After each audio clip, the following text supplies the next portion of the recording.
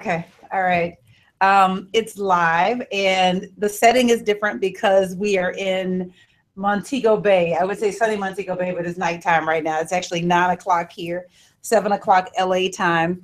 And I'm Reverend Sherri James, and this is the Metaphysical Bible Hangout on location. And we are studying, hold on, I can hear my voice in my ear. There we go, I got rid of that. Oh, it is blurry. Okay, I don't know what to do about that.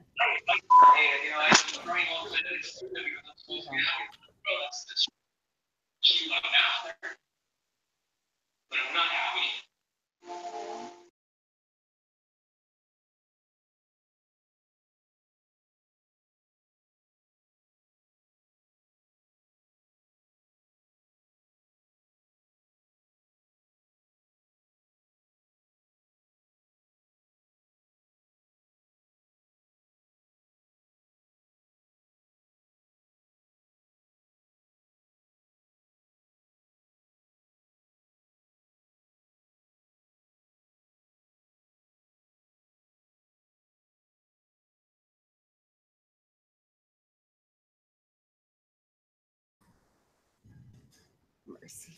All right. Testing, testing. And it doesn't sound like I can be heard. Testing, testing. Testing, testing. Okay, there we go. All right, hiccups. That's all right. This will come together all by itself. Okay. All right.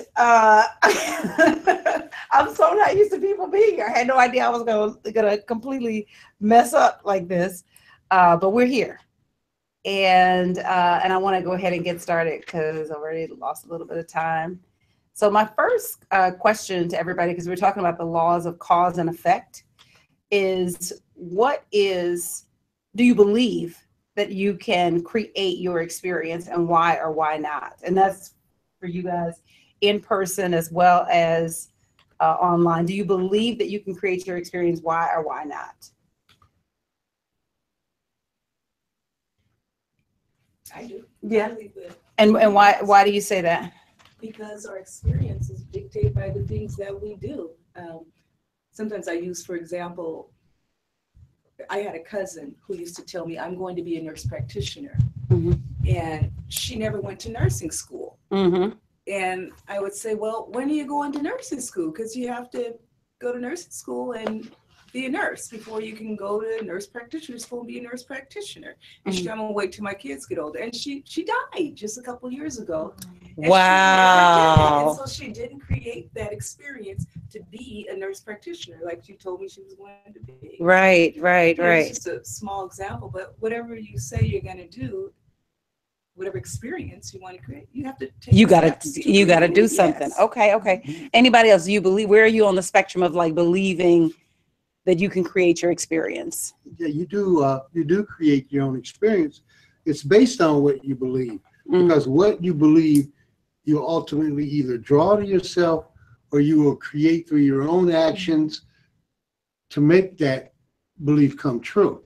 Okay. So ultimately, you do create your own experience. Right. Okay. And what were you going to say? I would like to piggyback on what Andrea said. Is it Andrea or Andrea? It's Andrea, but I asked Andrea. Me. That sounds just like me. But I want to piggyback on what she said, because we have to show the universe that we mean what we say we believe by putting legs on these things. Right. We have a dream or something. It's like I always tell my kids, you need to step out and start it. Yes. And that's what tells the universe that you really mean what you say. Yes. And if you truly believe it, you will be drawn to the experiences so that you will take that step. Right. Okay, cool. Ray says, most definitely, I believe we create our experiences. And Olga says, yes, you can, because what we think becomes reality. Yvonne says, I believe it whether I like it or not. And Ray, no, that's not Alita in the room. Alita is not here with us, alas. She should be here. Alita, you should be in Montego Bay. Okay. Let's go to the next slide. So you guys have the slides in front of you. So our outline is pretty consistent. Announcements, opening prayer, why universal law matters, getting out of hell, creating life deliberately. I heard a quote from Ed Bacon. That's what actually gave me that I thought was just fire. Creating life deliberately. We're going to talk about what that is, and then Q&A. And so I want you to hold on to the things that you said going into this, and know your why. So even though we are in Montego Bay, Jamaica, and technically this is like a working vacation, it is important to me to do this. And so this is important. This means something to me. And it's why I was up at 3:30 in the morning trying to finish a blog post, falling asleep in the in the cafe. And the woman said, "Well, should you just go to bed?" I said, no, I got to get this done. You don't understand. But it's kind of like what you say, you got to prove that you say what you mean. And I'm also aware that this is going somewhere. Now, where this is going, I have no idea, but I've had enough experience with God to know that if you keep putting one foot in front of the other, it becomes something. And I don't know what that is. I don't even have a concept in my mind, but I know that sowing seeds on a daily basis, on a weekly basis, does something. It becomes something. And so I believe that. I also ask that you support the Bible Hangout. I pay for this out of my pocket, so the gifts that people make mean something, and you can do that right at revsherri.com, and I thank you in advance for that. And the way that this series works, there is the blog post that comes out on Thursdays. There's the Bible Hangout tonight, which we are live in Montego Bay. Excited about that. Yeah. And then this series, we created something called the Universal Law Library. And so we've been gathering items from everywhere online and in people's personal libraries to create the largest resource for universal law online. So I encourage you. Hey, Alita, welcome.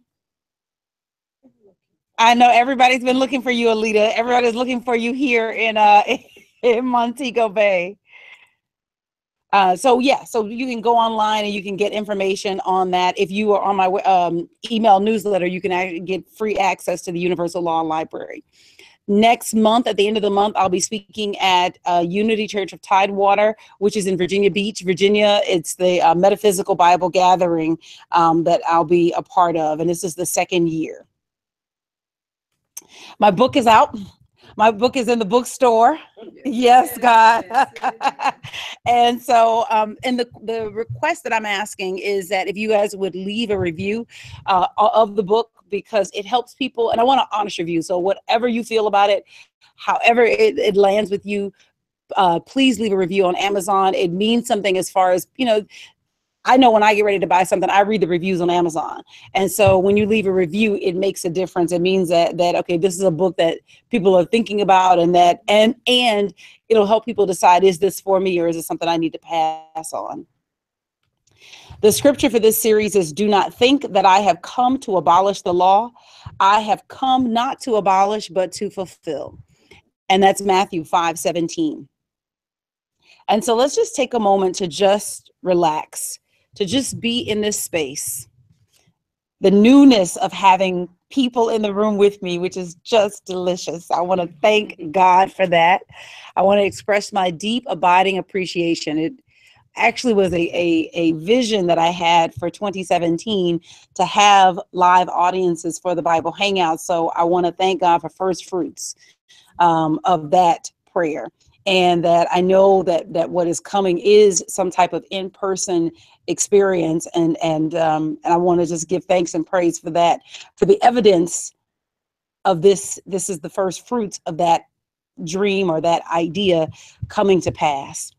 And I want to bless tonight, because the bottom line is that this is really for the glory of God. That the purpose of the Bible Hangout is to point you back to the presence of God within you, to point you back to that energy intelligence that breathes itself as you, and to remind you that in you is the Christ expression, that this is not about me, that this is about a movement of spirit in you. And I ask God for the wisdom to step aside so that he may be the voice that you hear, that what is said, that even though things have been planned, that this whole thing is moved so that you get exactly what you need in order to thrive, in order to prosper, and in order to grow. And I know that God hears me when I pray, and so I can relax and I can let this prayer become flesh. In the name and nature of Jesus the Christ, it is so, and so it is. So why universal law matters. It is the reason that you are never truly in a rut. So I don't know where, I was thinking about where I was when I came to Jamaica 2 years ago. And I wouldn't say I was depressed, but I was in a low space, mentally low space. Like things were just not the way that I wanted them to be. And I was in a space where I almost say I could sleep all day, but I could sleep a lot. I could stay in the room. I didn't really feel like doing anything. I didn't want to take any pictures. I didn't, I think I didn't want to explore the grounds and like see different things or whatever. Once I found the one restaurant, I was content to just, do you know what I'm saying? Just be there. And so being back here this time, there's a 2-year difference because we had the break for Panorama of Truth. But there were a couple things. One is that I feel like Jordan had a big part to do with that because you just can't. I was thinking that. Yeah. But what if upside down? Yeah. Upside down. But what it taught me too is that I moved out of necessity because I had to move for him because he's just, he's a ball of energy. But it's that we're never truly in a rut. We really are never truly in a rut. And while it may have been imposed in my experience by Jordan being in my life, that we can do that same thing for ourselves. That if we will just get started moving in the right direction, life will open up. And it's just, no matter where you sit right now. I saw a video. Did you guys see the video of Sinead O'Connor? Sinead O'Connor posted a video. She online. She's the singer. She sang with Prince. Mm-hmm. She wasn't part of his band, but she's right. She did a Prince song, Shaved Head, right? So she's released a video recently, and it really touched my heart. And I was looking at her video last night as I was getting ready for the Bible Hangout, and I actually wrote the blog post as a letter to her to say, meaning I took her name out after I, got to the end and edited. But I wrote the letter to her to say, you are never truly in a rut. That no matter how dark it seems, that you can walk up out of whatever you're in, and that you are never stuck. And I was trying to find the language because, this lesson is about how you are the cause of all that happens to you. But if you're in a rut, that will piss you off. Right? You mean that I'm the cause of all that happens to me. And so I was trying to find the language to say that in a loving way. That's it. And you can hear it when you're on the other side of it, but when you're going through it. So even if you are going through hell, the good news is that God has provided a means by which you can escape. Even if you are going through hell, there is a means by which you can escape and move to a higher space, that you're never stuck, ever. So this, to say that you are the cause of all that you are, is not a pie in the sky philosophy. I'm gonna use my own handouts so somebody else comes out. Here you go. Oh, here. Hi, come on in.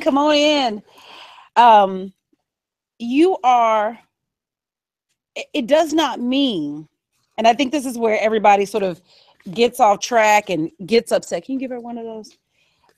Is that it does not mean that you wanted experience. Mm-hmm. And I think that's where where people, I don't know if the word is get off track, but certainly get upset.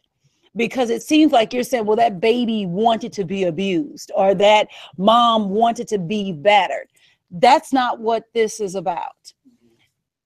It is looking at how life happens, how all of life happens, and that everything is in the creative process with its own outcome. So that you are involved in the creation of your experience, and it's not just happening to you, it's actually happening through you. Yes.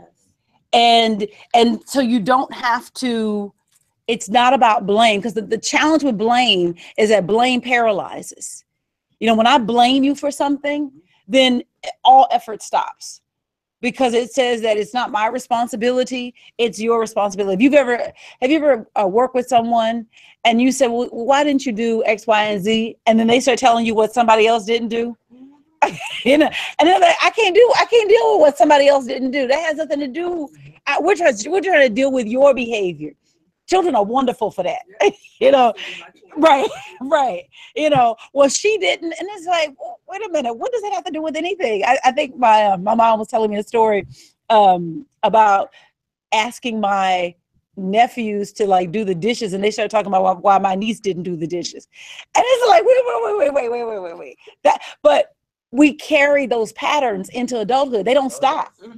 If those things don't get out of us in childhood, we go right into the workforce with it. You see it real big in the work. Yeah. You're the reason that I didn't do what I was supposed to do. That, yes, absolutely.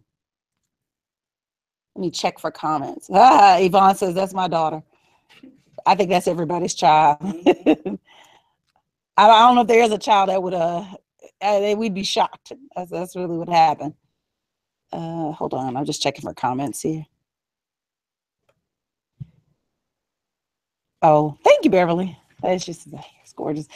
She said, I believe that God creates the experiences. Well, that God creates the opportunities. Got it. Okay. Hold on to that.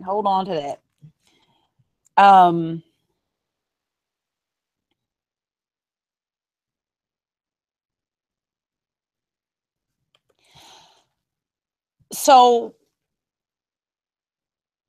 I'm going to skip this one because this is actually from last week. And I thought I changed it, but it looks like I didn't change it. That the law of cause and effect is a permanent, intractable reality. So we'll skip over that one. That was an oversight on my part. So the first thing to recognize, and this was my with Sinead O'Connor, is that understanding turns on the light. So what Ed Bacon said that I thought was just pure fire. He said that religious people are trying to keep you from going to hell. Spiritual people have already been there. And I thought that was just so wonderful. But what it said was that I recognize that hell is not a destination, but that it's a state of consciousness. And what I have learned about being in hell is that if you can shine a light on it, you can drive out the darkness. Darkness cannot stand in the face of light. It just can't. When I walked in this room was pitch black, right? Because you guys can't. And so I started looking for light switches. And the moment that I turned on the light, the darkness was gone. So the darkness itself is not real. If it were real, it would stand in the face of light. So are you defining hell as darkness? I'm defining hell as darkness, but darkness as a state of mind. Oh. And that what turns on the light is understanding. That if you can get an understanding, you can change the experience. So I have I don't use it, but it is possible to use it, an iPad. There's a thing on here where you could talk to it and ask it questions, and it will actually give you answers, and they call it Siri. Yeah, we have that. Right? Right. I have never used Siri, right? I don't know how to use Siri. If I tell the truth, I'm probably a little bit intimidated by Siri, right? You know, so, but, and right, right, right. And, but the thing is that once you get an understanding of how to use it, then the darkness goes away.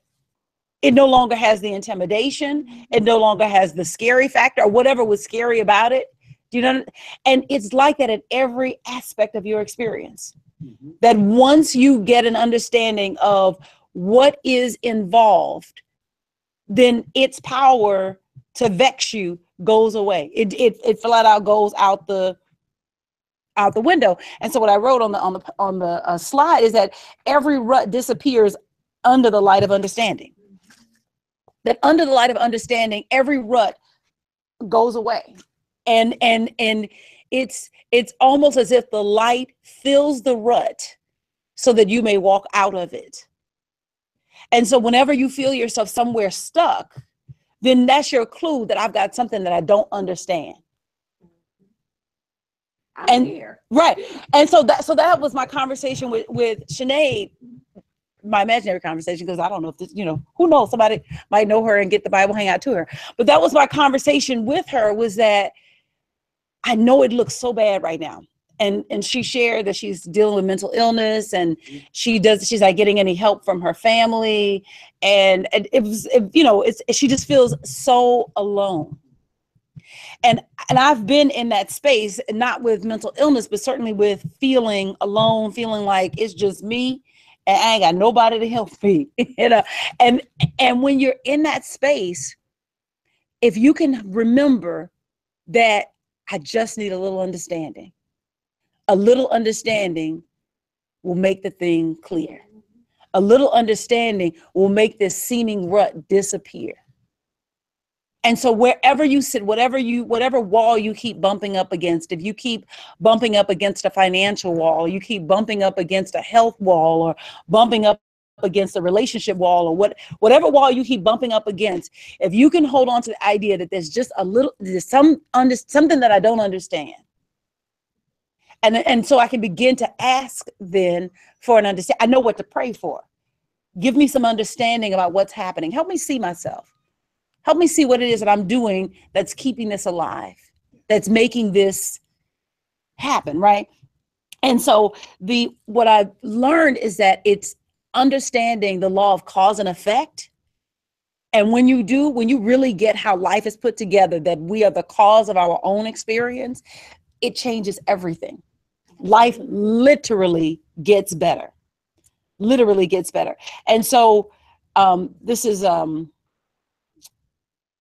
Martin Luther King. He says, darkness cannot drive out darkness. Only light can do that. Hate cannot drive out hate. Only love can do that. And so if you seek understanding, in Proverbs 4:4-7 says, with all thy getting, get understanding, right? With everything you out there reaching for, get some understanding so that you can move forward. Because again, everything is for the outflow of who you really are, right? That's what everything is about. It is. Ed Bacon said that. He said it this morning, but he said it a little bit more, not clearly because he was wonderful today, but I'm just differently for the ministers. We were in this room and he said, our job, and I say this to you guys because you guys are all in caregiving roles in some way, that our job is not to keep people from a hell, but to get people back on the road to wholeness. And that might be in the form of health, that might be in the form of wealth, that might be in the form of just sanity, whatever that is, but to get you back on the road toward wholeness, toward unity, toward the awareness that we're all interconnected, toward the awareness that the Christ Spirit indwells you, that it is the real self of you. And the only way I can do that is to love you. I can't, if as long as I make you other, I can't do that. Because you other. So you got different rules, you got different, right? But if I know that we all operate by the same playbook, which is the law of cause and effect, that we are in this world of causation, then I can know that there is a thought that you can think that will help you begin to walk out of where you are. No caveats to the law of cause and effect. I love that one. No caveats. Meaning that nothing ever happens by chance. Somehow we think that when it's a lot of people, the law kind of goes on hiatus. So we think that the law of cause and effect is not in effect for 9/11. That's collective consciousness. Right. So we think that somehow that because it was a collective experience that the law of cause, but God is faithful, right? That the great is thy faithfulness, that whatever God is ever doing, God is always doing. And so it's that part I think is challenging. Oh, this is what's happening. I was hearing that. So I want to pull up what I have. Give me 1 second. I also want to check for comments. Okay, we're good on comments. Olga says, so true. We have to challenge the obstacles daily and one flip the switch so you can see. Yes. So the thing is that it does not, just because there are more people, that does not mean that somehow God has taken a break. This is what McArthur says in Your Life. The fact that large numbers of people are involved does not change the fact that those individuals, through the choices they have made over long periods of time, have brought themselves to that place, circumstance, and involvement. And so the key phrase in that is through the choices they have made over long periods of time. We have this idea that I made the one choice that immediately preceded the event, but it is a series of choices. And so we get results based on a season of choice making. And your season of choice making is going somewhere, right? Your season of choice making is leading you somewhere. And so the question is, am I making the right choices? And that's why you pray, because in your mind, you could be doing what's the right thing to do, but you don't know. You don't have the panoramic view. You've got to go to the presence of God inside of you and ask for what that is, right? That's part of it. And so everywhere we have been, everything we have been through came about through a season of sowing or making choices. Every choice points you in a particular direction. Choices strung together lead you somewhere. Choices strung together create a destiny. Jesus said this in Luke chapter 13, first 5 verses, and you should read it. It's really, really powerful. Essentially what happens is that there are a group of people who come to him and say, they're asking him about two tragedies. One is a rebellion that happened in Jerusalem, and Pilate put it down. And what he did, it was heinous. He killed the Jews that were in the rebellion, the rebels, right? Let's call them that. He killed the rebels, killed them, took their blood and mixed it in with the sacrifice in the temple. So this is heinous. Oh, yes. This is gross, right? The second thing that happened is that there's a temple in Siloam that falls on 18 people. And so it feels like a random accident. And so what they're saying is, what of this? And so Jesus says, and I don't have the exact verse in front of me. He says, do you think that these people were more of a sinner? Like, do you think that they were greater sinners? And that's why these events happened to them? And he said, no, truly, I tell you that if you don't repent, you will perish just like them. And repent is not, repent has been taught as, I'm sorry. I can't say that word. For some bull. Okay. To repent means to change your mind. Right. The word in our Bible from which repent comes is metanoia. It's a Greek word, and it means to change your mind.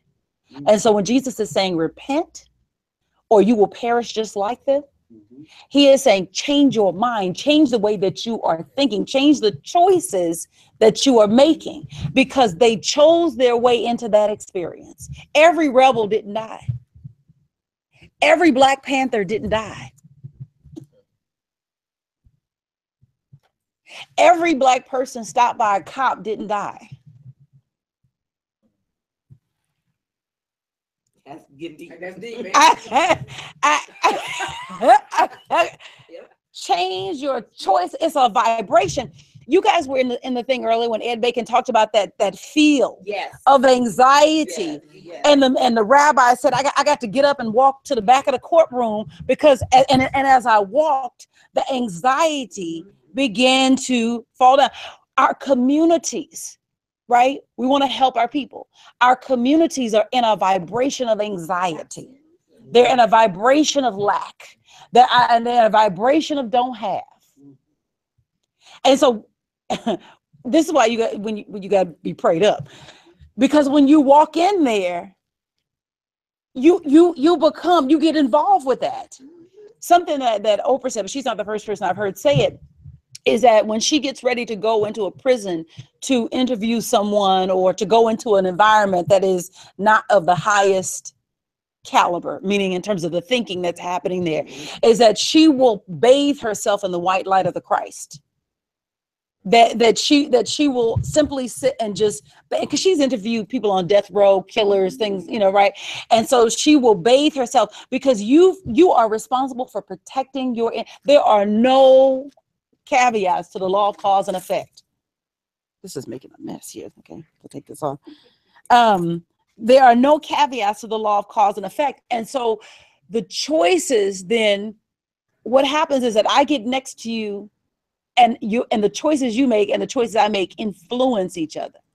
Yes. We come up in each other's force field. What was that term he used? Him. Bacon. Yeah, I think he said force. Did he say force field? No, muy. Oh, muy. Yeah, it's not you, it's not me, it's muy. Right.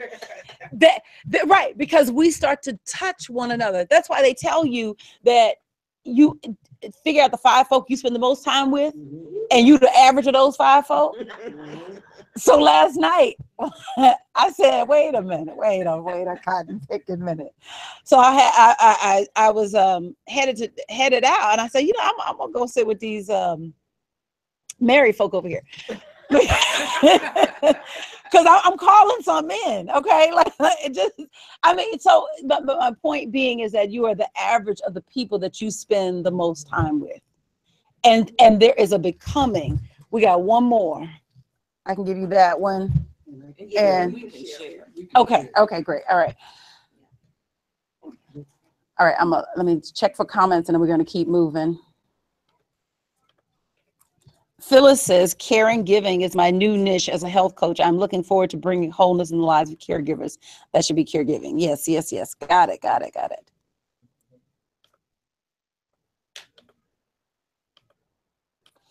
So what do we do? If you keep the same old thinking, you can get the same old results. And so it is repent or you will perish, meaning that you will stay in this rut. Because even when you become, I'll say, quote unquote, put air quotes, enlightened, there's no there. You're not trying to get somewhere where you know what I'm saying? There's no end to what all you are continually unfolding the greatness of God. And there's no right, because and if God is infinite, that means that there's no end to the unfoldment. There's no end to the outpicturing or the expression of God coming through you. If God is infinite, and if God is expressing through you, because you got to work with that. Some people don't think that God expresses through them. They think of God as God in the sky. And that type of thinking produces a result. Every thought has a purpose. I thought this was fire. Every thought has a purpose. Now, I love nature. For the number of something just to communicate to my mind that God is abundant. I found out there are 7,500 varieties of apple. I didn't. God has always teamed too much. 7,500 varieties of apple, and so I thought that was kind of amazing. But what the thing is that what we want is to try to simplify how expression happens. But there are influences on expression. So the 7,500 varieties, that's a lot of apples. I mean, seriously, right? I learned that there was I was sitting across from, what made me look it up was I was sitting across from Shakira, who's the the first lady for Universal Truth Center. And she was eating something called a Ophaite. It's a Jamaican apple. Oh, I had one. Okay, yeah, right. So you have the Jamaican apple. It wasn't as sweet as. Right. She said it's a different texture, it's a different flavor. Right. Okay, right. So that made me go look up to say, how many apples did God make? It turns out there are 7,500 known varieties. Now, this is the thing. Every seed has a purpose. The purpose of the apple seed is to deliver apples. But the type of apple you get determines the type of seed you sow. If you sow I don't know if I'm pronouncing it right, the Othaite seed, you get the Othaite apples, right? If you did you know that there are 2,500 varieties grown in the U.S.? I only know of most of my that's what I'm saying. I geek out on some of this stuff, so just go with it. So the thing is that the 2,500 varieties, but like in my grocery store, there's the Golden Delicious, there's the Granny Smith, which is my favorite. But there's another green one that's similar or looks similar, don't taste similar. I don't like that one. That looks similar, but don't taste similar to the Granny Smith one. And then Fuji. Honeycrisp is one of them. I've never had Honeycrisp. The seed, right. So the type of apple you get is determined by the seed that you sow. Now, have you ever gotten an apple that's not sweet? Yes. Right. So then you go back and you say, well, something might have been going on with that batch. Right. And so what I realize is that every thought seed has a purpose, right? But the way it plays out has to do with what kind of seed is it. Now, the purpose of every seed, every thought is expression. But how it expresses depends on the type of seed that it is. Every lack thought is going to express as lack, because the purpose of a lack seed is to deliver a lack experience after its own kind. But is it a big old lack seed? Is it a little bitty old lack seed? Is it based in fear? Is it based in anger? You get what I'm saying? And so the kind and the quality of the experience of the seed determines the kind and the quality of the experiences that you get. Yes. So what about the nurturing of it? I mean, Yes. water, even though Okay. So let me tell you. Let me tell you. So here's the thing with this. Oh, y'all, I got to do this again. Golly, I hate when this happens. I messed up. So here, this is the thing. There's no such thing as not watering the seed. It's getting water. God gives the increase. But then, when you go to the parable of the sower with Jesus in the seed, where the seed is planted and the other soil determines how well that seed develops. Yes. And also, but not whether it develops. Yes, but it will determine whether that seed will develop into an apple, a plant that will be sweet because of the proper nutrients. So when Jesus gave the parable of the sower, some will grow in solid, under good conditions. Rocky conditions will produce. So although the seeds are identical, Some too shallow. Right. there are other factors that determine how much seed. Yeah, you're teaching my Saturday lesson, but that's all right. All right. So okay. So, but what I want you to get is that each seed produces. But every one of them produces. And we'll get to this. Your job then is to get to it before you drop it in the ground. Okay, all right. There is that other part of the scripture too. That somebody planted. Yes, he says Paul planted, Apollos watered, but God gives the increase. Right, God's job is increase. Right. We're always watering with our thoughts. Yes. So we may, I got this wonderful Girl, idea. say that out loud. We always watering with our thoughts. Yes.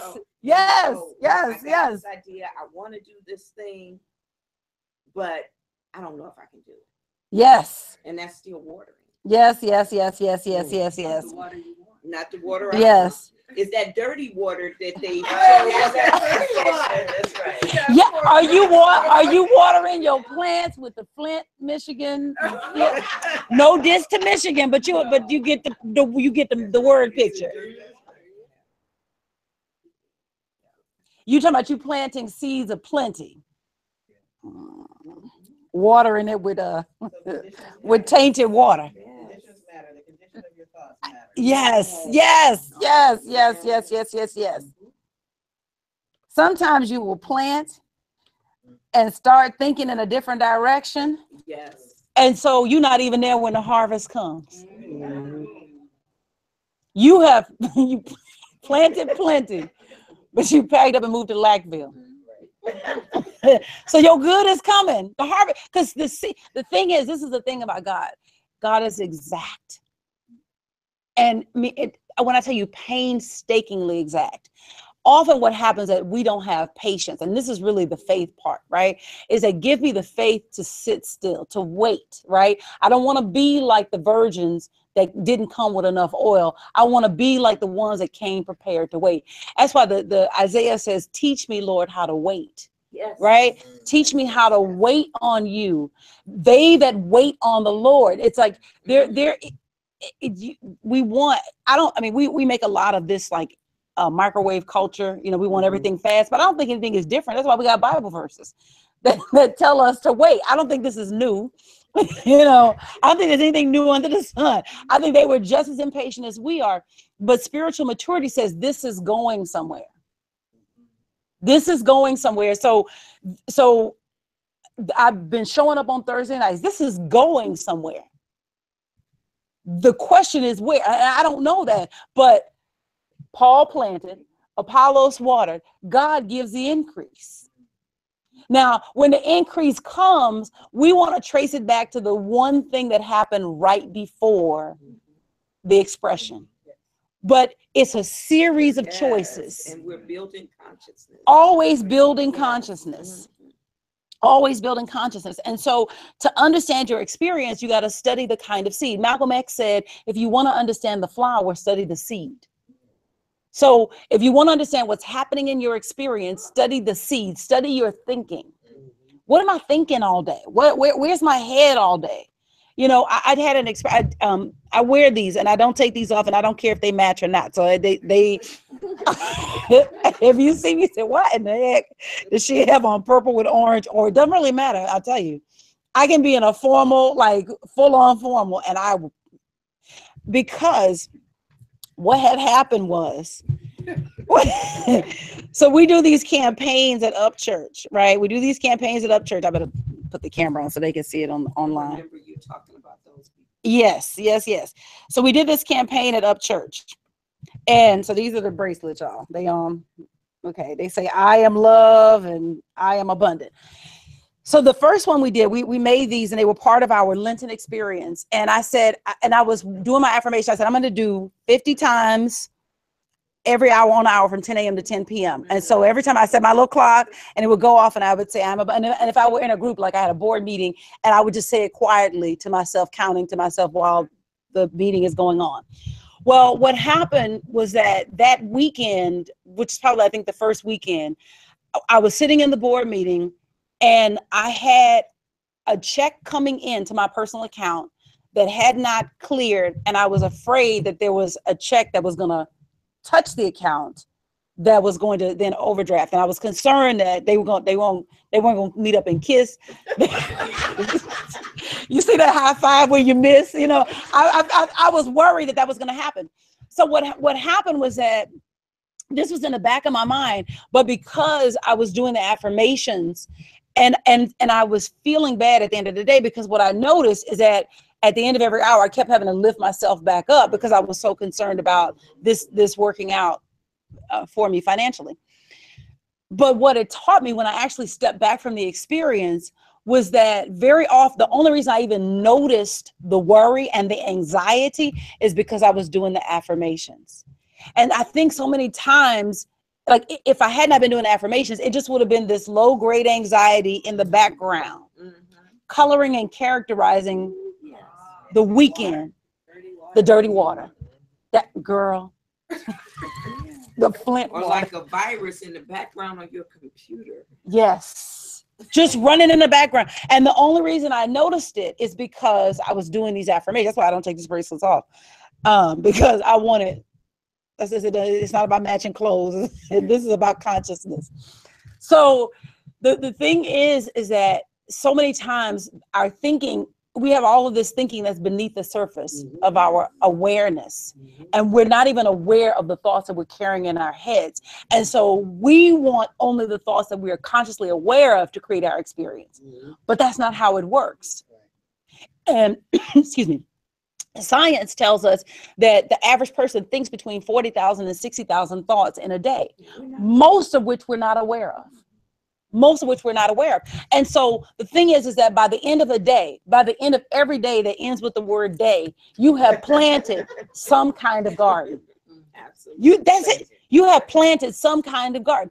You every day, if you could get we don't farm anymore, meaning as a, like some people farm, but not us, right? We go to the grocery store and buy ourselves, so it doesn't have the same understanding. But if you could really get that we're gardeners, we're spiritual gardeners, and we are sowing into consciousness. Reverend, can I say Yes. something? Yeah. A thought about that actually struck me because I've been dealing with a situation over the last several months, and I've been praying, and it really struck me. I don't know everything that's in my subconscious mind and all of the different seeds that might be sown that's just in the background that I'm unaware of. But I thank God for the power of choice to choose those thoughts. Yes. Through prayer. Yes. And I think that that's powerful. That's how you change it. Because that's what prayer is changing. Prayer is not changing God. God is forever and for always the same, ever from beginning to end. I'm Alpha, I'm Omega, right? So, but what the prayer is about is changing you. Give me the right thoughts to think. Yes. I'm asking for wealth. Give me wealth thoughts. I'm asking for peace. Give me thoughts of peace. Because sometimes you might be in a vibration and you don't know how to get yourself out of it. Everything you do keeps you in it. You know what I'm saying? Like you're so deep in it that you can't see your way out of it. But the prayer is what moves you out of it. It's the clearing of the water, girls. Y'all better teach this lesson.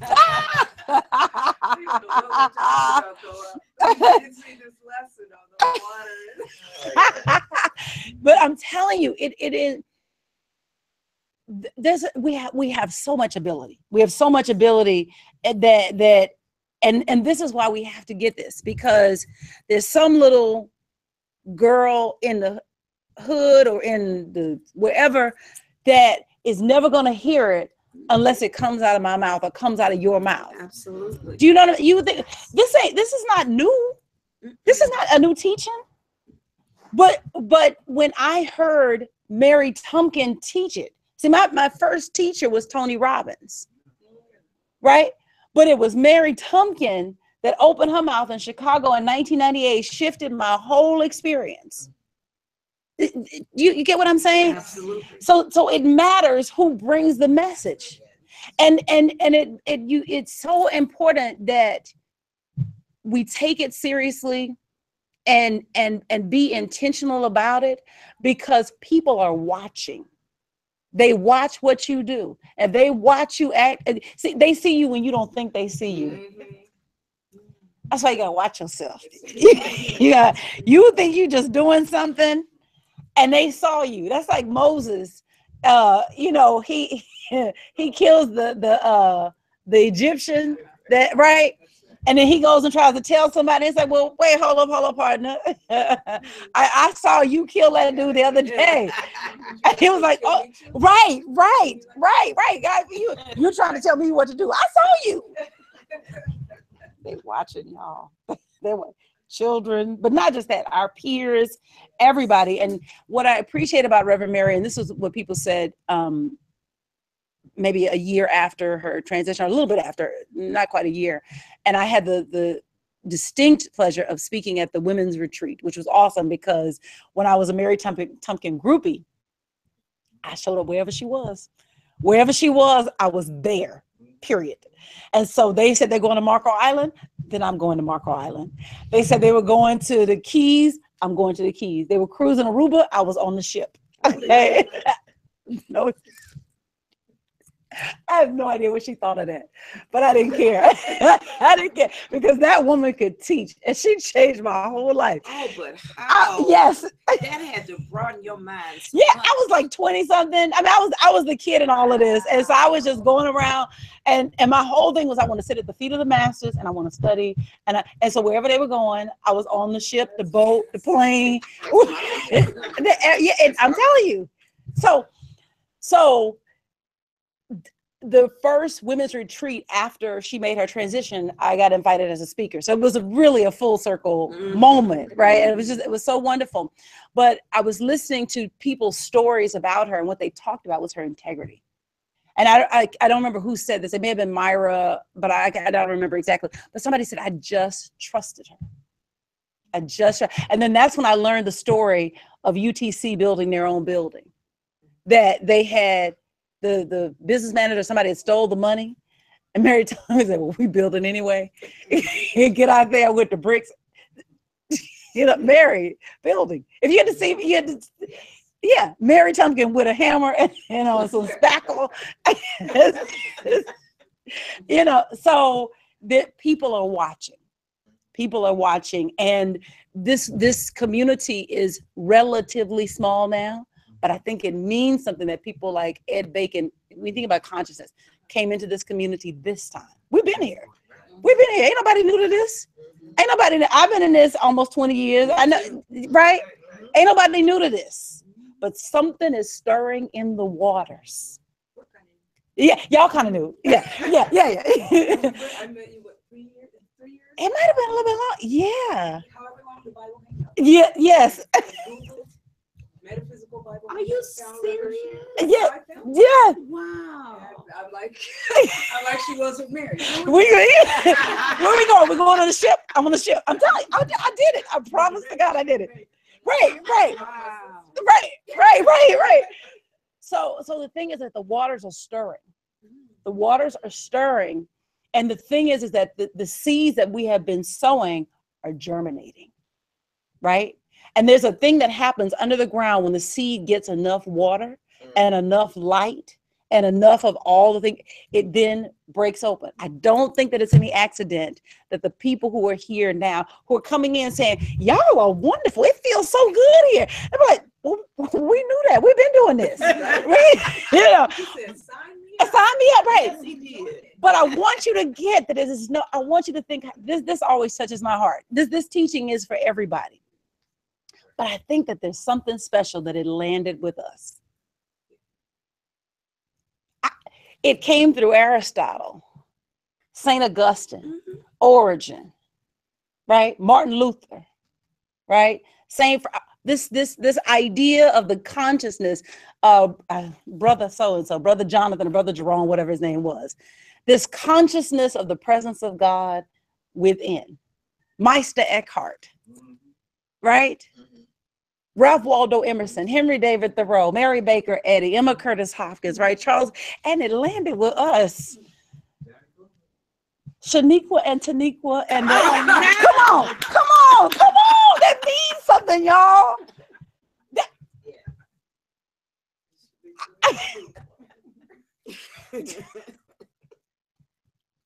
It's us.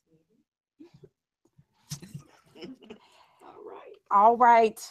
Let's keep going because I don't want them coming in because they got the meditation here afterwards. We in here slightly illegally. Yeah, I'm moving.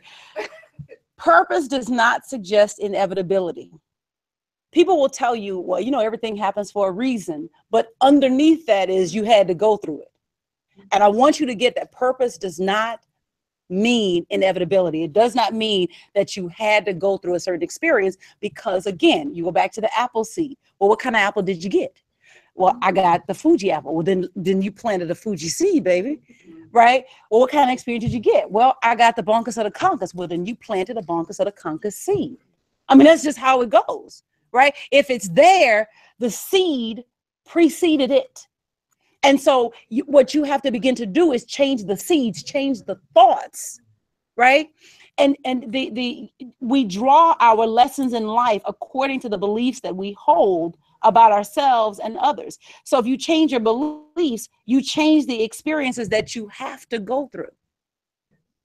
If you change your belief, because this is what happens. This is why we don't think that our choices create our experience. And I think we don't get how this thing comes together. Our choices produce our chances. So think different thoughts and you change your mind. Change your mind and you make different choices. Change your choices and you change your chances, right? You change what could happen to you when you change the choices that you make. If you don't make the choice to eat improperly, you change the chances. Doesn't mean that it won't, because there may be some other factors in there, but you change the chances of some kind of ill health based on poor diet. If you change your financial habits, you change the chances that you will end up without money or working when you quote unquote should be retired. That's another thing, but you get what you change your chances. And so the beliefs though are just thoughts glued together. That's all belief is. It's the thoughts glued together, and I think it enough, and then it becomes habitual.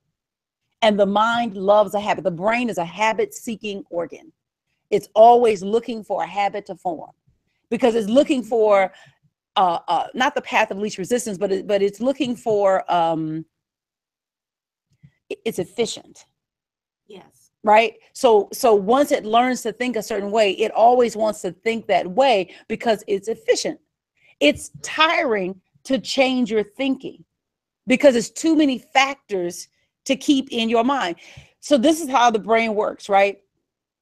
I tell you one thing, I tell you two things, I tell you three things, and then after I tell you the fourth thing, the brain goes to many. Right? It's 1, 2, 3, many. So if I say, listen, go out this door, go down the stairs, follow it around. Now you're gonna see a fire pit. What you gonna say? Hold up, let me write that down. Right. Right? 1, 2, 3, many. And so the brain is efficient. And so it starts to look for shortcuts or habitual ways to think. So what you want to do is catch it before it forms the wrong. Okay. All right, y'all got it. Okay. Let me go ahead here.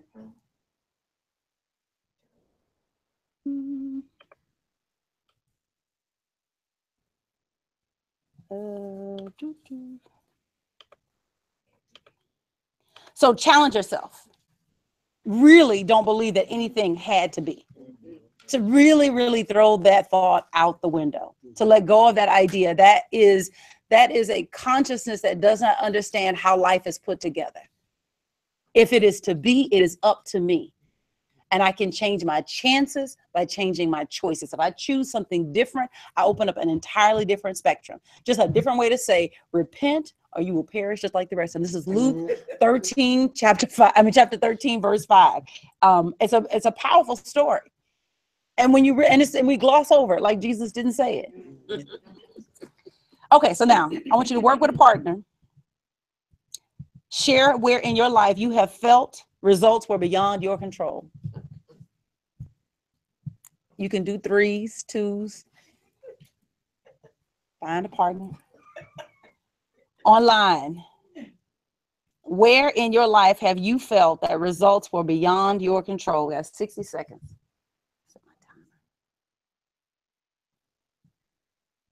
Where in your life have you felt that results were beyond your control?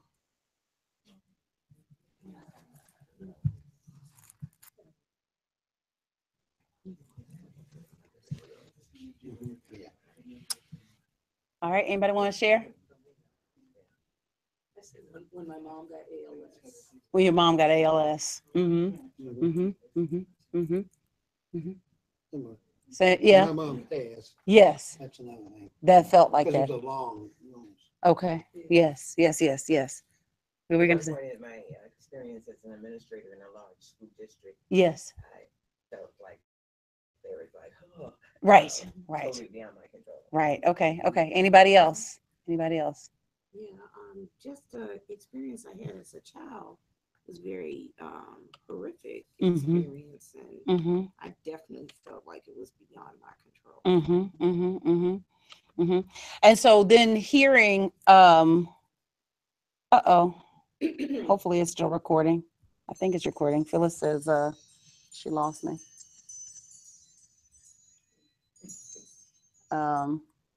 Okay. So let's work with that, right? Because that's where we feel out of control. Like we feel in control when it's us. I can control what's going on with me, but when it's somebody else, right? So where then is your control in a situation where there are other people? It's always within yourself and your own thinking. You can't really control other people. You can only control your reaction to what's going on. Yeah, I would agree with that. I did a lot of seed planting. Yeah. Go to the bathroom. Yes. Yeah. I said that this was, I can't remember when, but it was recent, like in the last 12 months. I said, I want to come through. I was figuring out whether or not I needed to change Jordan's school. It was a whole like series of things. And I said, I want to come through this like a model spiritual citizen. And so one of my members said, you could be Miss UFBL. You have a sash and a tiara and your scepter. And so when you see your problems, just, but it is deciding how you're going to come through an experience. And you can decide that even when you're in an experience where a parent is making their transition, or you're caregiving for a parent, or you are dealing with a court case, or you are like whatever that is, that you can decide, I'm going to come through this differently. I'm not going to come through this like, I'm so tired, I can't wait for this to be over. Right? That every day, what if whatever it is that you felt out of control, every day you got up and said, okay, what lesson am I going to learn today? Yeah, that takes some work. You get what I'm saying? Is Yes. that there are many ways to go through an experience, and you get to decide how you go through the experience.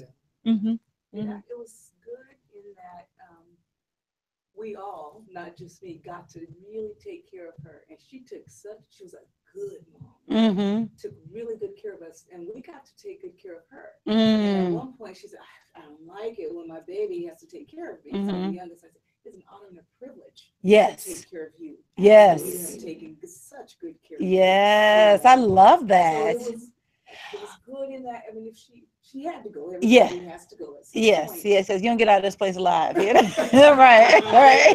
was slowly enough for us to show her how much we cared back. One of my good friends, his mom just made her transition a week ago, and he said the same thing, that when she became ill and needed the care, he is an actor that from LA.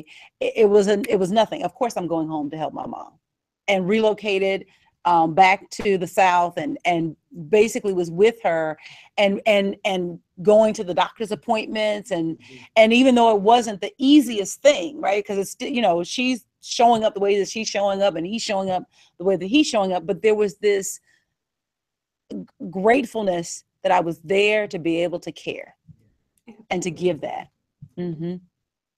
That's powerful. That's powerful. Olga says that it was the finances when the company went out of business. Yes.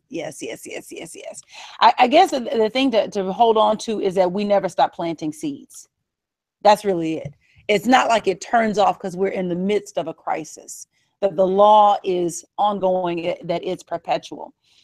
You want to assign meaning that empowers you. So I was sitting with somebody earlier today. They said my knee was hurting. That means da da da. I said, well, it means whatever you say it means. And he said, you mean I get to make it up? I said, you get to make it up. You get to make it up. So life gets better when you think rightly instead of wrongly. Experience is neutral, but the nature of the mind will not leave it neutral. I want you to get that. The mind does not leave experience neutral. So you either consciously assign meaning or it unconsciously assigns meaning. So there's no such thing as, well, that doesn't mean anything to me. No.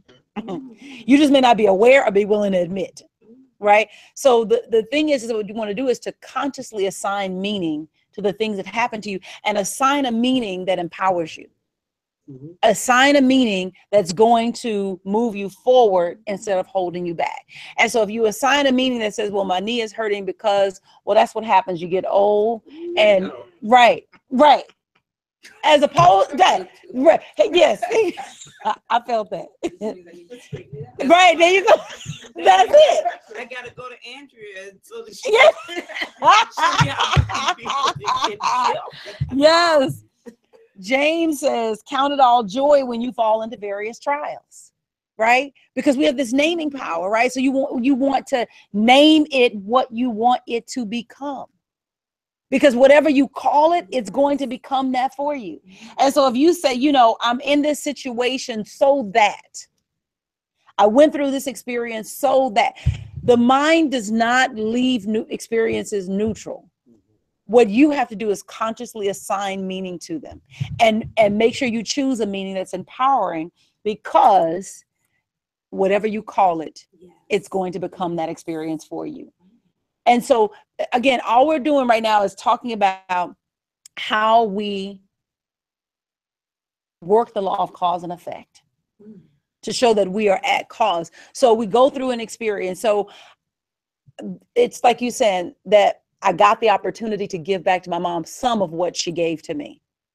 That's the meaning. That's the meaning. But sometimes people assign meaning. I don't know why this is happening to me. This is so terrible. I wish they had more. I mean, of course, everybody wishes our parents had more time on the planet, because by the time we get to know them, it's like, God, and not, I was just figuring out that you were cool, right?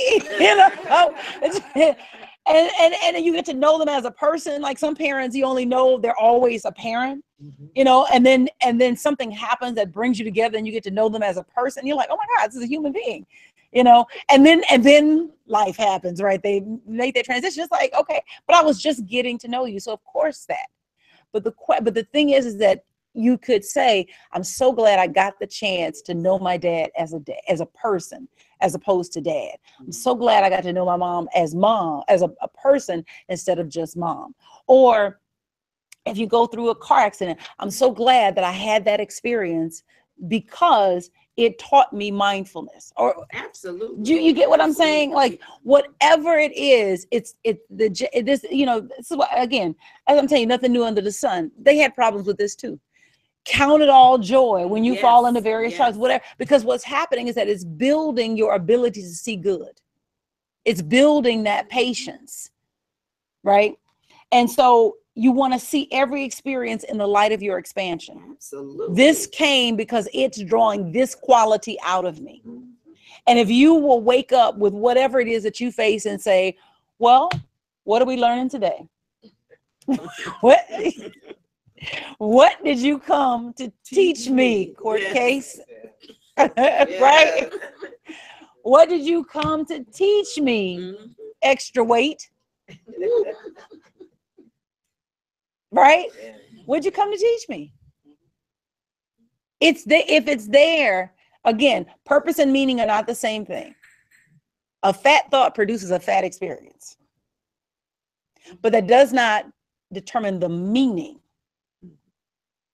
The meaning is assigned by you.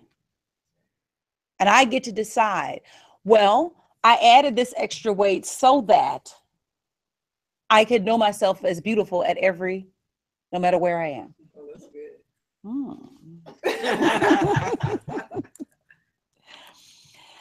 Do the work to think better. So here's the thing, no garden grows overnight. When we have experience, like what happens is like, okay, how did this experience come together? And you say, well, I walked in the door. No. There were choices you made at every step along the way. And it's a season of choices.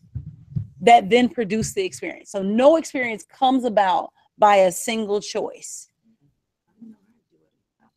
No experience. And so the everything good or bad that comes into your life is there as a result of unvarying, inescapable law. There's no such thing as good luck or bad luck. Nothing happens by chance. I made a series of choices that made this moment available. Now, what confuses us is that we want to control the details, but choices set up your chances. So there's a chance that it can happen. And that's where we get off track and we say, well, then we don't deliberately create our expression, but we do. So the thing is that, and I said this, is let's prove God. Let's prove God. Let us sit and actually think better thoughts. Just take a 7-day period and consciously decide, I'm going to think, just like I did the affirmation, but you can make up your own exercise where you're going to consciously think good thoughts, consciously work on your thinking so that, and prove and just see what comes about. The May McArthur, who's speaking tomorrow, you should hear her. She's amazing. She taught the ministers on tithing. And she said sometimes people have trouble tithing because they fear that they don't have enough. And she said, so listen, just tithe on unexpected income and increase, because what you want is people to have an awareness that they are in partnership with God. And so she shared the example of a guy that she taught this to, and he found $5, so he tithed $1. And then that was week 1. Week 2, he was hiking and in a trail and found $325. Nobody else was on the trail, just him and his dog. When he got back to the parking lot, there was nobody in the parking. There was nobody to turn it into or see if it was theirs. He unrolled the money and it was $325. So he tithed $32.50. But it's a confidence thing, right? Right. So, but he's not tithing on his salary. He's tithing on unexpected income and increase. And because what you're doing is you're proving God. Absolutely. So you can do the same thing in your thinking, that you can set up a system for yourself to think rightly and then prove God. See what comes about. I'm going to take today or tomorrow or the next 7 days, and I'm going to only think thoughts of plenty. I'm going to catch myself when I think thoughts of lack, and I'm going to record the results. And I'm going to just see what God brings back. It's that immediate. Most times we are not mindful of what we're thinking. And so we think that the thoughts that we're thinking don't create something when they're forming our experience right there in our face. So you get that renege of, oh, it's God's will. Oh, listen. If it should, it's God's will. Yes. Let me get this next one.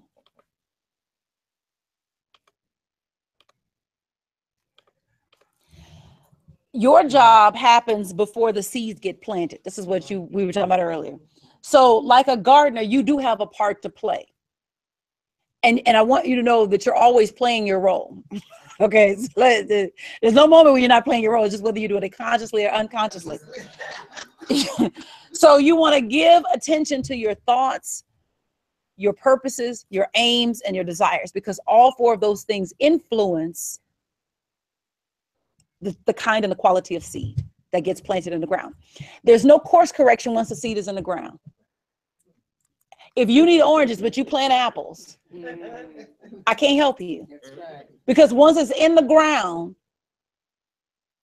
the process, the growth process is going to happen. Once you have thought the thought, the growth process is going to happen. Once you have thought the hateful thought, the growth process is going to happen. So you can't course correct once it's in the ground. Now, you can reduce your ability to experience it, but there's no such thing as you not experiencing it because it comes out of you. So you can withdraw your attention from it, but there's no such thing as choking it out or killing it out. So it's going to, because that's what seeds do. They're going to dry. They get anywhere near the soil, on top of it, in it shallow or deep in the ground. Right. a friend of mine taught me this because she grows things, which I think is just fascinating. She grows like basil and, you know, and cooks with it. I think it's amazing. But what she said she learned from gardening, which was helpful in our class when we were teaching, she said with seeds, you got to get them in there, right? Because if they're too shallow, they don't have enough roots to sustain itself. And so it'll grow, but you won't have a long lasting plant. It won't replenish itself. So you really got to get them in there. So the thing is that when you think the same thoughts day after day after day after day, it's getting in there. Yeah. It's getting in there. And so you got to set up a habit. And I'll show you guys something afterwards that I do. And oh no, I have it. I thought I had to reach for it. But I do this every day. Every day. There's a little pouch coming, right? Every day. So I have the money poems in there. And I set the timer for 5 minutes and I read through the cards. 3 John 2, beloved, I wish above all things that you may prosper and be in health, even as your soul prospers. How is abundance related to my attention? Well, Sherri, the abundance I experience is a function of what I notice and give my attention to, and there's always more to see than what I have given. Sherri, name 2 things that happen when thankfulness fills the mind. There is increased growth or expansion every day. Impressing that mind. Get it in there. Mm-hmm. And so what happens when I read prosperity books, I take quotes that stand out to me and I make up questions. Like you remember how you did in school? Yeah, you remember how you did in school? So I got the money poems in there, right? So I put the poems on there. And so every day, this is what I do. And then I set a timer for 2 minutes and I journal on whatever came up.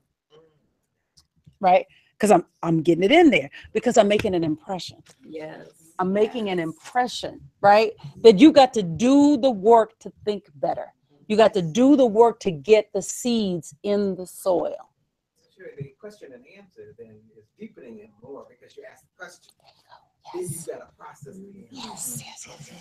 So that's better than like an affirmation something. Okay. Yes. I like that. So this is eventually it won't look like this. It'll be way cuter, but this is a product I want to create. And I started researching calling China to get bags and stuff. So it'll be in a nice little velvet pouch or whatever. Oh, okay. The little prosperity flashcards. We don't have to make more stuff. Yes. So that's coming. That's coming. And they're all quotes from like As a Man Thinks, Prosperity, The Science of Getting Rich, right? So they're all the Secret of the Ages or whatever. But you could do that for health. You could do that for happiness. Did you know that you are happy to the degree that you have cultivated happiness? I was sitting at the light. Y'all don't know this intersection of San Vicente and Wilshire. And it hit me. I grew up thinking that one day I was going to be hit by unspeakable joy. That I grew up, I was in a church all the time and they spoke about this unspeakable joy. And it's right. And I thought it was going to land on me one day. And I'm not even kidding. Not even kidding. And I think at the time we were studying Catherine Ponder at Reverend Dello's house. And I was sitting at the light at San Vicente and Wilshire, getting ready to make a left turn onto Wilshire. And it hit me. It's like the only joy that's coming is the joy that you cultivated. Yes. And if it's one day gonna happen, it's always in the future. Right. Mm-hmm. And it was and it hit me. Said, baby, the only joy that's coming is the joy that you've cultivated. You got to put it in there. You said something to me one day too, and I turned it into a little Facebook meme. Mm-hmm. It said, the best indicator of how happy you're going to be in your life is how happy you are right now. Yes. I was like, say it again. Right. That's it. Because this is the only moment there is. And so if you don't do it now, it will never be done. And so you got to milk. Henry David Thoreau says, I went to the woods because I wished to live deliberately. I wanted to drive life into a corner and find out what it was really about. And if it was mean, I would tell everybody. And if it was not, because I wanted to suck the marrow out of life. I know that's a word picture for you. But the thing is that we come through moments and it's like, we don't approach a moment like we want to wring everything good out of that moment. We just move mindlessly, right? And it's like, I want to soak everything out of this moment, right? Because I tell you, I have been asking, I started at the top of the year, I made a 32-page strategic plan for my life. I figure God teamed too much, so could I be. If it's 32 pages. And in that, I said, I want to move the Metaphysical Bible Hangout to a physical location because I want this kind of experience. So it's still a webinar, but I want this kind of experience. And then life gets going. We got all these activities at Up Church. Jordan is Jordan. And, you know, so just life has happened. So it just hasn't happened. Right. And so, but I know enough to know how God works to recognize first fruits. I know enough to know to recognize first fruits and to know that, yeah, this is right track. And what I wanted was something where we were on bean bags but this kind of set, right? Because it's a hangout, right? That. And so it's to begin to recognize when God shows up in your experience, to recognize when the presence shows up and says, here's it's germinating now. This is the first fruits, that first sprout above the ground. God handles the details after the seed is planted. Your job is to do all the work beforehand. So you want to plant as intentionally as you can. You want to be as intentional as possible. How is deliberate creation possible? So if the universe controls growth and increase, how is it possible that you can create deliberately? And if it's chances versus like exact experiences, and it's to really get that we are co-producers or co-creators with God. And we have our roles. Our role is before the seed gets planted. God's role is after the seed gets planted.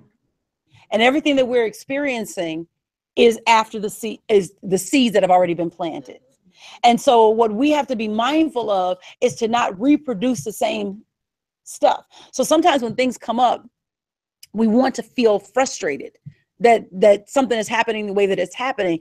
But the problem with frustrated is it recreates. McArthur, she really did give a powerful lesson on tithing. She talked about burdened givers, where they are tithing, but you know how life happens. It shows you who you are, right? And so they get to the place where they're now tithing is a stretch for them, right? So they stretched further than they were able to stretch at that moment. And so, but they want to keep giving, and they feel shame that they can't keep giving at the same level. And so instead of adjusting, they drop out of the spiritual community, right? And so that happens with us in life, where we want to drop out of the experience. We want to quit the experience. And the thing is that it's to then readjust. So I'm trying to do this deliberate creation, but it's a stretch because I've been believing for so long that something else I'm at the behest of somebody else's choices. I'm believing that I don't have any agency with the school district and all the other, right? I'm believing that I don't have any control in this situation. And so I start stretching out, trying to create something, but the seeds that have been sown, some of them might be bursting open, showing first fruits, right? Coming up out of the ground. And the discipline, the spiritual mastery is not to respond in kind. So when some experience, right. When some experience is, rubbernecking in front of you like, I got you, you plentiful girl, come on, watch this, overdraft, I deal with that, right? Car wreck, deal with that, right? And the spiritual mastery is to stay in that peace, be still and know, right? To stay in that peace, to know even in the midst of this, I'm still prosperous. Even in the insufficiency, I'm sufficient. Even in the illness, I'm whole. Even in the chaos, I'm peace. All you are is evidence of what I thought. In this moment, I got a new experience that I could create. I like that. Just saying those negative experiences are what sprouted from exactly. Back then. Yes, right. Because remember, it's a season of choices. It's a season of choices. This is why Jesus said, repent or you will perish. Change your mind. But you got to remember that there's a window. There's a window where you still drawing on what you previously. Right. Yes. And so your job is not to wig out when the comes. Right? Because the wigging out, what the wigging out does is that it then puts new seeds, just like the ones you, right. And so what May was saying was that the thing is about the burden givers is that they're giving now out of a sense of lack or a sense of fear, one or the other, right? Or both. And the thing is that what you concentrate on, you recreate. And so though they are participating in the law of giving and receiving, they are sowing mixed experiences because the giving is mixed with fear. So it can only bring according to the type of seed that was sown. And so people say then tithing doesn't work. And so what she was teaching us was you have to teach people how to be cheerful givers. You have to show them how to stay in that space of cheerfulness. And so step them back. Go back and say, just tithe on unexpected income and increase. Don't worry about salary and all. You work on the happiness piece. You work on the feeling good piece, right? Building that confidence. But it's the same thing with us, is that when we're sowing those seeds in fear, even though we might be sowing the right seeds, we're tainting it. So we'll get a plenty experience, but it's going to be colored. We'll get a love experience, but it's going to have a little drama with it, right? Because we have done something with the seed. So the last thing is to name everything and everyone good. That we don't know what is good or bad for us, but so often what we think will be good for us turns bad, and what we think is bad ends up helping us grow. You have to remember that the universe, a synonym for God, the universe is friendly. Yes. And the universe is biased toward our success. And so we can hold to that the universe is friendly and biased toward our success. So this experience, no matter what it looks like, is here to transform me and do something good for me, no matter what it is.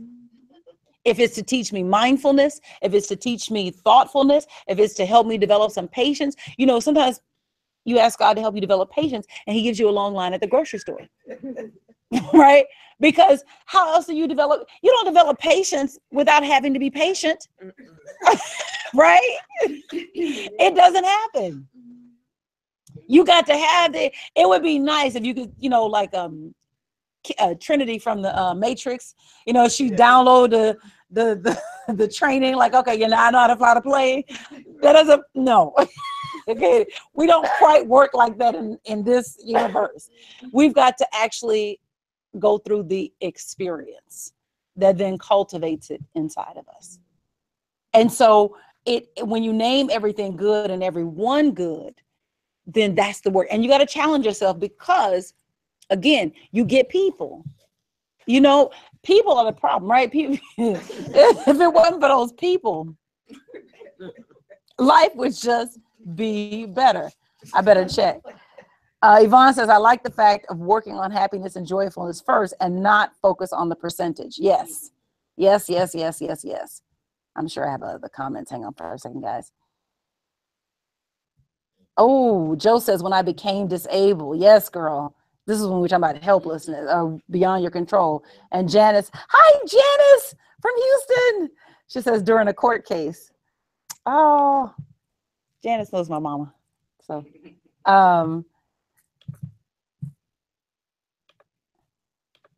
So we got to prove God. We have to challenge ourselves to prove God.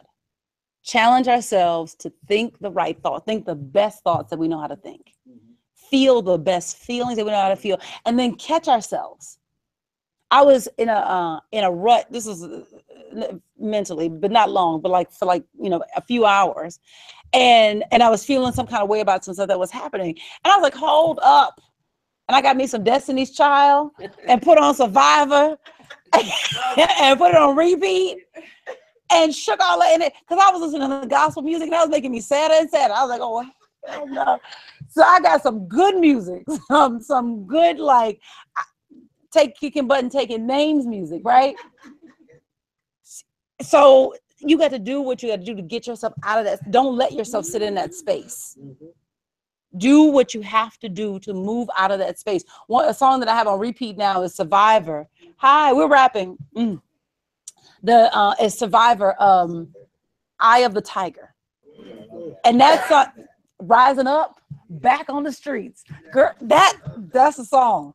And you hear that drum beat, thump, thump, thump, thump. Oh, listen. I just listened to somebody who was a metaphysician the other day, and I don't know if it was Eric Butterworth or Joe Dispenza. Yeah, But they were talking about the rut and the groove. And they said when you like it and it's new and it's fresh, you in a groove. Yes. Right? And then when you're still in it, you should be moving on. Then it becomes the rut. Yeah.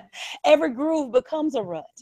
Yeah. Because I haven't heard that before, but yes, because what happens is that we're always meant to express more. That's it. There's no sitting place in this universe. And here's the thing, there's no such thing as sitting still. You know how sometimes we say, I want to get off the carousel. No such thing. This life is constantly moving. You're either moving forward or moving backwards. You're either getting better or getting worse. There's no sitting still. Mary taught me that. There's no sitting still in the universe.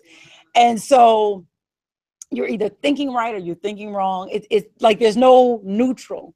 The universe is not neutral. This is why in Revelation it says, you're lukewarm, I spit you out. You need the hot nor cold. Yes. You need the hot nor cold. But the thing is that there's no such thing. And it's just degrees of hot and degrees of cold, but you on either side of the spectrum. No one is at zero on any spectrum. And so the question is, where do you want to be? What quality of experience do you want? And what I'm speaking for myself, what I want is I really want to move to that place of where life feels too good to be true. Meaning not that I believe that it's too good to be true, but where it moves into that fairy tale land. You know, where it's just like, yes. That's why I do these cards every day, because I'm cultivating. So, and I don't go to bed without the cards being done. Period. Like it's more mainly a morning routine, but I've been off, so it's been all over whenever I can get to it at the conference. But in general, before I leave my house every day, you know, and I have a very specific routine. And the thing that May gave me that I'm going to add, because I'm training myself to see what God is giving me, is to write down things that I'm receiving. Right? Because God is always giving, but are you paying attention? Right? And what you notice increases. So I want to notice what God is giving. So it's time to do something. Take 60 seconds and identify one thing you heard tonight that you want to remember never to forget. One thing you want to remember never to forget.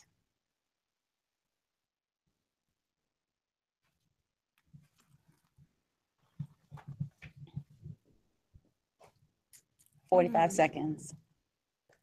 One thing you want to remember never to forget.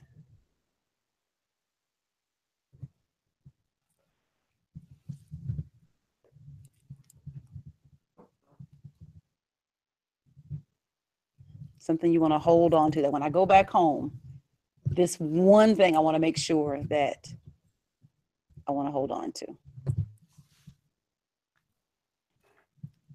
25 seconds. Anybody want to share? Yeah, Andrea. Count it all joy. Count it, yes. Regardless of what might be happening. And I wrote this down. All you are experience is evidence of what I thought before. But I am in another place today. Woo! That's good. That's good. Good. I like that. Anybody else? My seed cultivation is my truth revealed tomorrow. Say it one more time. My seed cultivation, my thoughts that I can. Yes. Is my truth that will be revealed tomorrow. It's my truth. Yes, I love that. Anybody else? Anybody else? We're never at zero. We're never standing still. Yes. God's either taking us forward or back. Yes, yes, yes, yes, yes. And that's powerful when you think about that in terms of health. Sometimes you think you cruising, you just maintain. Ain't no such thing as maintaining. That they tell you that you can get a maintenance plan. You know, you get to your ideal weight, you get a maintenance plan. That's not how it works. That's not how this universe works. There's no maintaining. There's no maintaining. Either grow it or shrink it. Oh Lord.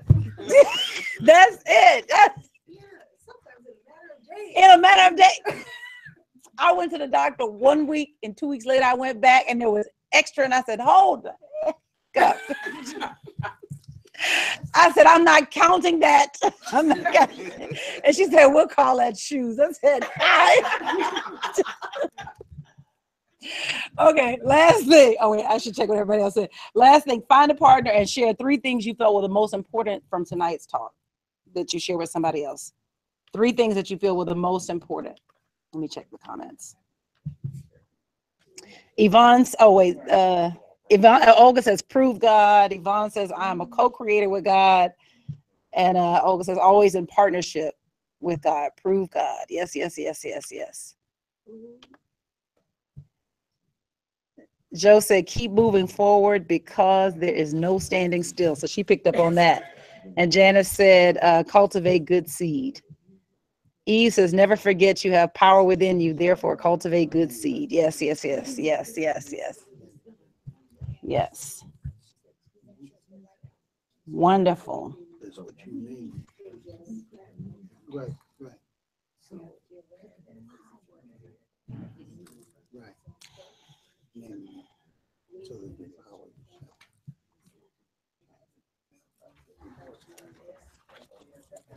Oh, they trying to come up in here. All right, we're wrapping. They're at the gate. Uh-huh. It's 10:37. Yes, yes, yes. All right. Wonderful. Oh, Olga says, great conversation as always. Thanks, Rev. Good night. Good night, everybody. Okay, good. Yay! Bye, everybody. Let me turn this one off. And I wanted to show you that.